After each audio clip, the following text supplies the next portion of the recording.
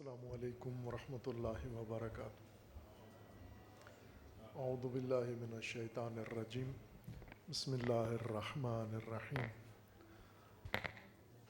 وفقنا لما تحب وترضى واجعل عاقبۃ امورنا خیرا ولا تکلنا الی انفسنا طرفۃ عین ابدا۔ اس پربرکت نورانی و علمی محفل میں تمام ممتاز درجہ پر فائز ہونے والے طلباء و طالبات کو مبارکباد عرض کرتا ہوں، اور اسی طرح ان کے ممتاز معلمین اور مربی حضرات و خواتین جنہوں نے محنت کر کے اپنے شاگردوں کو اس ممتاز مرتبہ پہ پہنچایا ہے، انہیں بھی مبارکباد پیش کرتا ہوں، اور جن متولیان و مدیران کے زیر سایہ یہ امتیازی سفر و درجہ انہوں نے حاصل کیا ہے۔ تعلیم ایک اہم بنیادی انسانی ضرورت ہے، اور باقی تمام انسانی شعبے تعلیم سے سیراب ہوتے ہیں۔ تعلیم ایک دریا ہے، اس کی مثال قرآن میں بھی پانی سے دی گئی ہے، علم و تعلیم کی، اور العلماء نے بھی یہی تمثیل پیش کی ہے۔ اگر یہ دریا خشک ہو، جیسے آج ہمیں اپنے ملک میں اور دنیا میں پانی کا بحران پیش آ گیا ہے، اور پانی کے بحران کا معنی یہ ہوتا ہے کہ کھیت بھی خشک ہو جائیں گے، باغات بھی خشک ہو جائیں گے، حیوانات بھی خطرے میں پڑ جائیں گے، انسان کی زندگی بھی خطرے میں ہے۔ تو یہ انسانی حیات کا مایہ یعنی علم و تعلیم اگر یہ کمزور پڑ جائے، خشک ہو جائے یہ دریا، تو انسانی حیات کے سارے شعبے متاثر ہوں گے، اور ہو رہے ہیں۔ ہم اپنے ملک میں مختلف قسم کے بحران اس وقت دیکھ رہے ہیں، اور آج نہیں بلکہ میں نے کم از کم اپنی اس مختصر زندگی میں جب سے شعور سنبھالا ہے تو بحران ہی دیکھے ہیں۔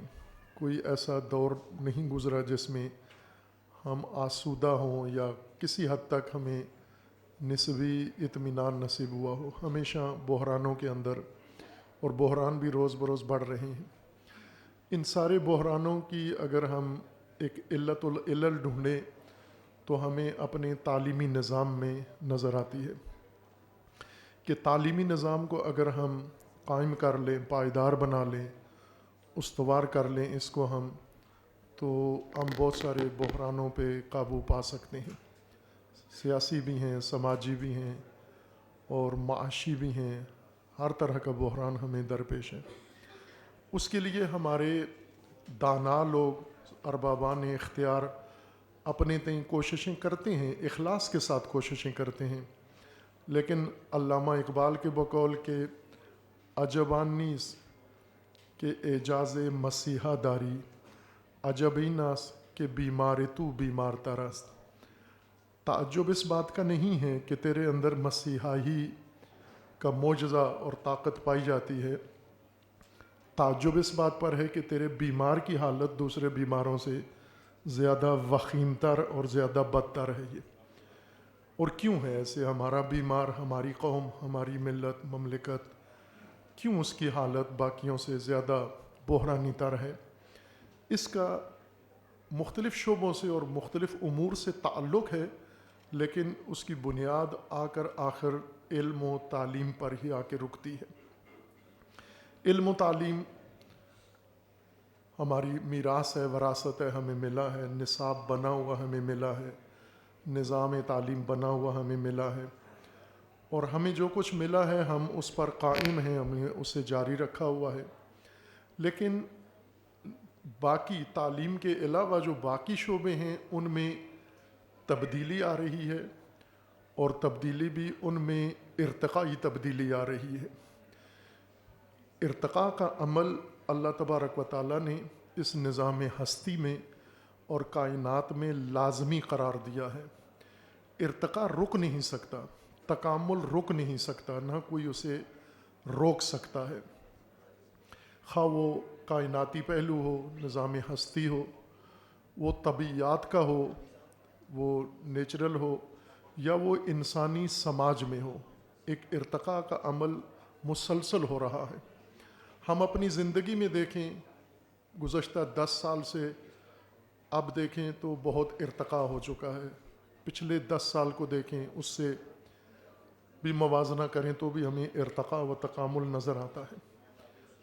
یہ ارتقاء و تکامل اگر مدیریت نہ ہو، اس کی اگر مدیریت نہ کی جائے، ارتقاء کا عمل طبیعی اور غیر طبیعی عناصر کے ہاتھ میں چلا جاتا ہے، اور اگر شعوری طور پر یہ تکامل و ارتقاء کا عمل انجام پائے، پھر یہ ان لوگوں کے ہاتھ میں ہوتا ہے جنہیں اللہ نے یہ ماموریت دی ہے، مدیریت تکامل و مدیریت ترقی و ارتقاء۔ ایک مدیریت بحران کی ہے جو ہم اکثر اوقات سنتے رہتے ہیں، ڈیزاسٹر مینجمنٹ، بحران کو سنبھالنا، بحران کو مدیریت کرنا اور بحرانی حالت سے ملک کو، قوم کو نکالنا۔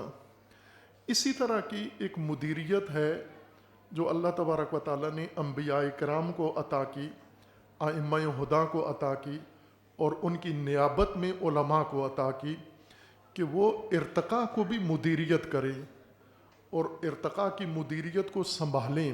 یہ مینجمنٹ اگر اپنے ہاتھ میں رکھیں تو ارتقاء صحیح سمت میں ہوگی۔ اگر ان کے ہاتھ سے یہ مدیریت نکل جائے، جس طرح رسول اللہ صلی اللہ علیہ وآلہ وسلم کا فرمانا ہے کہ مجار العلماء مجار الامور بعید العلماء، امور کا جریان اور امور کا ارتقاء عمل یہ علماء کے ہاتھ میں دیا گیا ہے۔ مجاری الامور بعید العلماء، تو مدیریت ان کے ہاتھ میں ہے۔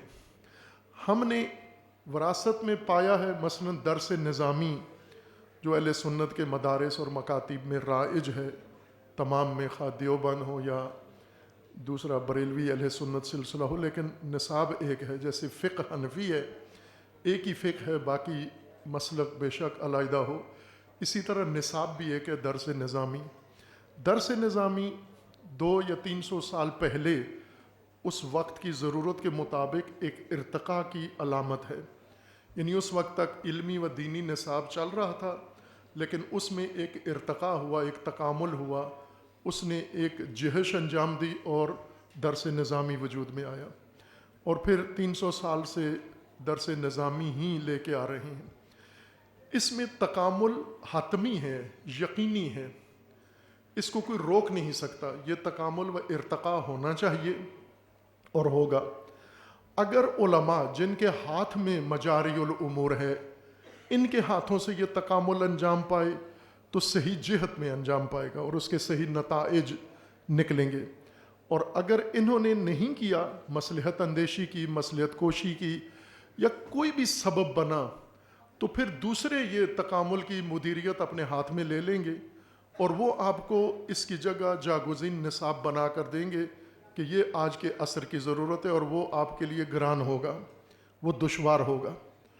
اس لیے درس نظامی کی جگہ پر اگر آج ہم نتائج کے لحاظ سے دیکھیں، یا جیسے ہم نے کلپ دیکھا، فلم چلی اور اس میں نظام المدارس کا ہم نے کارکردگی کا جائزہ دیکھا مختصر، تو ہم یہ کہہ سکتے ہیں کہ درس نظامی ارتقاء کر کے، تکامل کر کے نظام المدارس کی شکل میں آ گیا ہے، اور نظام المدارس اس کی ایک جھلک ہے اس ارتقاء کی۔ لیکن چونکہ باقی مدارس، باقی ادارے نظام المدارس کے موازی بنے ہوئے ہیں، جیسے یہاں پر 11 بورڈ اور ان کے محترم اور معززین صدور ناظمین تشریف فرما ہیں، تو سب کے اندر یہ ارتقاء لازمی ہے۔ اس کے لیے ہمیں جو وفاق اور بورڈ حکومت نے ہمیں موقع دیا ہے، ریاست نے ایک بڑا موقع دیا ہے تکامل و ارتقاء علوم و تعلیم کا، دینی تعلیم کا۔ یہ صرف ایک اداراتی یا انتظامی قدم نہیں اٹھایا گیا، بلکہ ایک ارتقائی قدم ہے، ایک زینہ، ایک سیڑھی حکومت نے لگا کر دی ہے کہ اس سیڑھی سے اگر اس حضیض سے اوج پہ جانا چاہتے ہو تو ہم آپ کے لیے مشکلات حل کرنے کے لیے تیار ہیں۔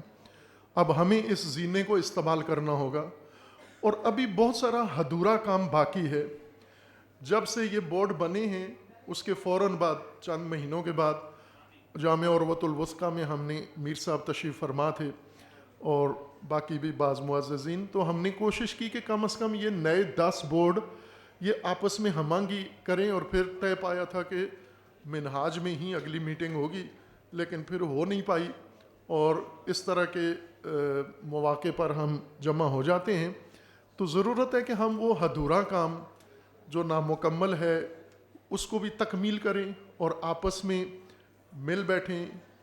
آج ہم ان اپنے ممتاز طالب علموں اور طالبات کے اعزاز میں اکٹھے ہوئے ہیں، لیکن اس نظام کی تکمیل کے لیے جو حکومت نے ہمیں مواقع فراہم کیے ہیں اس مرحلے کو تکمیل کرنے کے لیے بھی انشاءاللہ اہتمام ہو، اور اس کے لیے بھی اگر میر صاحب اور صاحبزادہ صاحب اگر انشاءاللہ حکم دیں گے تو حضرت شیخ الاسلام کی سرپرستی میں، ان کی رہنمائی میں اور ان کے تجربات کی روشنی میں انشاءاللہ ہم سب پاکستان کے اندر ایک مطلوبہ تکامل یافتہ اور ترقی یافتہ نظام تعلیمی بنا کر اجرا کرنے میں کامیاب ہو جائیں گے۔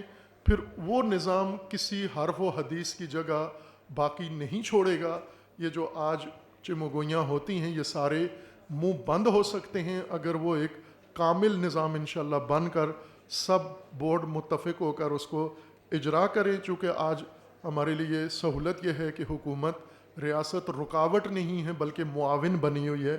انشاءاللہ اس توفیق سے ہم سب بھرپور فائدہ اٹھائیں۔ شکریہ ادا کرتے ہیں آپ سب کا، اور خصوصاً جناب چیئرمین صاحب کا اور میر آصف صاحب کا اور گنڈا پور صاحب کا کہ انہوں نے ہمیں سب کو یہ موقع فراہم فرمایا۔ والسلام علیکم ورحمۃ اللہ۔